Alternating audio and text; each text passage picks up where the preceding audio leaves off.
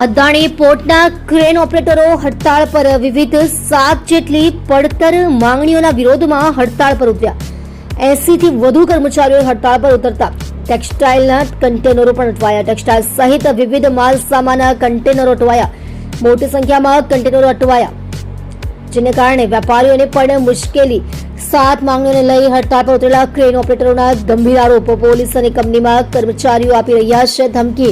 જો કામે નહીં ચડે તો મેન્ટલી ટોર્ચર કરવામાં આવતા હોવાનો આરોપ। ટેલિફોનિક ધમકીઓ મળતી હોવાના આક્ષેપ।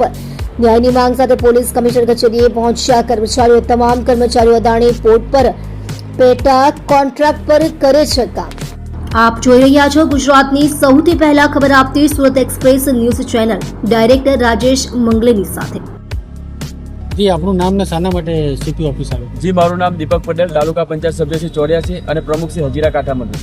આજ રોજ અમે પોલીસ કમિશનર સાહેબને મુખ્ય રજૂઆત માટે આવ્યા છે। મુખ્ય રજૂઆત એ છે કે અદાણી પોર્ટ પર 70 થી 80 જેટલા ક્રેન ઓપરેટરો દ્વારા છેલ્લા 10 થી 15 વર્ષથી નોકરી કરવામાં આવી રહી છે। આ ક્રેન ઓપરેટરો દ્વારા પહેલા કંપની કોન્ટ્રાક્ટ માટે પરંતુ દુઃખ સાથે કહેવું પડી રહ્યું છે કે એ ક્રેન ઓપરેટરોને અંદાજે લગભગ 1-2 વર્ષ પહેલા એને કોન્ટ્રાક્ટમાં નાખી દેવા।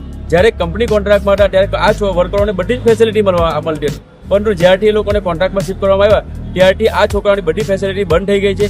એના વિરોધમાં છોકરાઓ છેલ્લા 6 મહિનાથી સતત રજૂઆતો કરી રહ્યા, પરંતુ રજૂઆતનું નિરાકરણ ન આવતા ન છૂટકે છોકરાઓએ છેલ્લી ગત 25 તારીખથી એ લોકોએ અનિશ્ચિત મુદત માટે હડતાલ કરી છે। તો સીપી ઓફિસ કેમ આવ્યા? સીપી ઓફિસ આવવાનું મુખ્ય કારણ છે કે સાહેબ 25 તારીખથી છોકરાઓ અનિશ્ચિત મુદત માટે હડતાલ પર। કંપનીના અધિકારીઓ આ છોકરાઓને છેલ્લા 3 દિવસથી સતત મેન્ટલી ટોર્ચર કરી રહ્યા છે। છોકરાઓ ન ઝૂકતા, છોકરાને ફેમિલીને મેન્ટલી ટોર્ચર કરી રહ્યા છે।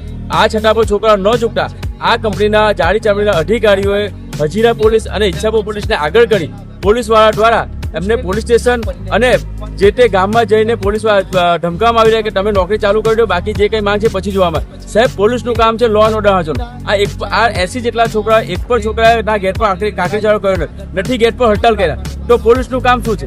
પોલીસનું કામ એ થોડું છે કે તમે કહો કે નોકરી જાઓ। પોલીસનું કામ છે ફક્ત લો એન્ડ ઓર્ડર હાચવાનું। અને એના વિરોધમાં આજે સીપી સાહેબને અમે રજૂઆત કરવા માટે આવ્યા છે કે સાહેબ, તમારે પોલીસ વિભાગને કહો કે આ છોકરાને મેન્ટલી ટોર્ચર ન કરવામાં। જો મેન્ટલી ટોર્ચરના કારણે આ છોકરા કે એના ફેમિલીએ કોઈ ખોટું પગલું ભર્યું, એની સંપૂર્ણ જવાબદારી ઈચ્છા પર હજીરા પીઆઈની રહેશે અને કંપનીના જે તે જવાબદાર અધિકારીની રહેશે।